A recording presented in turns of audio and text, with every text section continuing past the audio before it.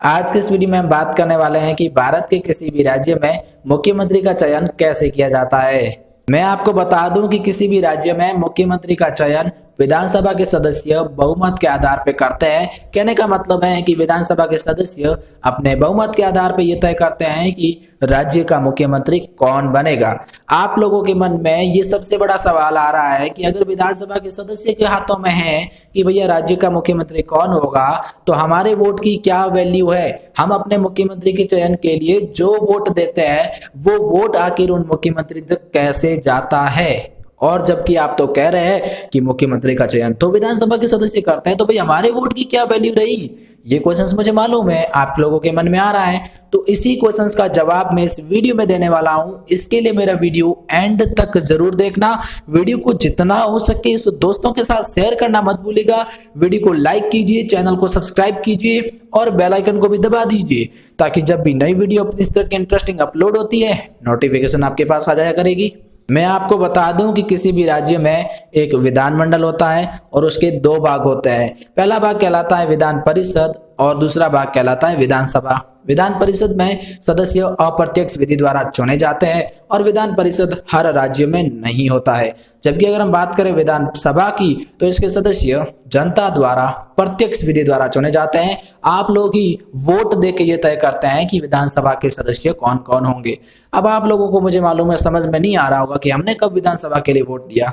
हम या तो वोट देते हैं एमएलए के लिए या फिर देते हैं एमपी के लिए। हमने तो कभी विधानसभा के सदस्य ऐसा कुछ सुना ही नहीं है।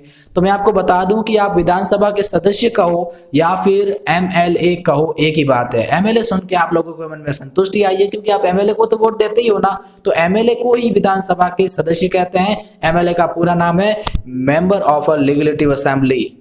अब हम विस्तार से बात करते हैं। जैसे मैं आपको बता दूं कि एक एग्जांपल लेते हैं कि भारत के 29 राज्यों में से कोई भी एक राज्य ले लो एग्जांपल के लिए। जैसे हम राजस्थान को ले लेते हैं। भाई राजस्थान में विधानसभा की सीटें कितनी है? 200 सीटें हैं, 200 सीटें हैं। 200 सीटों पे इलेक्शन होना है। अब देखो अलग अलग राज्य की अलग अलग सीटें होती है और उनकी जनसंख्या के अकॉर्डिंग होती है। तो राजस्थान में 200 सीटें हैं। अब हर डिस्ट्रिक्ट में छोटे छोटे भागों में विधानसभा क्षेत्रों को बांट दिया जाता है उनकी जनसंख्या के अनुसार। तो अब देखो एक एग्जांपल लेते हैं। जैसे चैनल का नाम है जेन्युइन टीटी। जेन्युइन टीटी को एक गांव में तब्दील करते हैं इस वीडियो में, ठीक है। कोई गांव है नहीं, बट मैं एग्जांपल के लिए ले रहा हूं। तो देखो जेन्युइन टीटी गांव है और विधानसभा क्षेत्र उसे घोषित किया गया है। मतलब इतनी पॉपुलेशन यहाँ इतने गांव आके जुड़ते हैं जेन्युइन टीटी से कि उसे विधानसभा क्षेत्र घोषित किया गया। अब विधानसभा क्षेत्र में यहाँ पे इलेक्शन होने वाला है। 3 पार्टीज के कैंडिडेट यहाँ पे खड़े होते हैं। जैसे कांग्रेस से होते हैं, बीजेपी से होते हैं और अदर कोई पार्टी एक और ले लो। तो इसी तरीके से अगर हम बात करें तो फॉर एग्जांपल के लिए, और यहाँ पे फॉर एग्जांपल तो क्या, सन 2013 के आंकड़े में आपको बताऊंगा राजस्थान के, और उसी के आधार पे आपको समझ में आएगा ये सब कुछ बातें। जैसे मैं आपसे कहूँ कि 2013 में, जैसे फॉर एग्जांपल के लिए ये जेन्युइन टीटी गाँव है ना, इसको यहाँ पे जो है बीजेपी को सीट मिल गई। अब देखो एक सीट मिलने से तो कुछ होगा नहीं भाई। राजस्थान में 200 सीट है। 200 में से कितनी सीट अगर बीजेपी को मिलती है या फिर किसी भी पार्टी को मिलती है कि भैया वो बहुमत कहलाए और वो पार्टी आगे जाके विधानसभा के सदस्य बहुमत के आधार पे चुने, तो यहाँ पे 200 में से, यानी जितने भी ऑल ओवर सीटों पे 200 में से कितनी सीटों पे इलेक्शन होते हैं वो अलग बात है। और जितनी सीटों पे इलेक्शन होते हैं उसमें से 50% प्लस 1 अगर किसी को मिल जाता है तो फिर उसकी बहुमत बन जाएगी। जैसे अगर हम बात करें सन 2013 में, तो देखो 200 सीटों पे इलेक्शन हुए थे और उसमें से 100 सीटें यानी 102 सीटें लानी जरूरी थी। तो 101 102 सीटें अगर लानी है, लेकिन बीजेपी ने 163 सीट लेके आए और ये सीट ये डिसाइड करती है कि भाई बीजेपी को बहुमत मिलता है।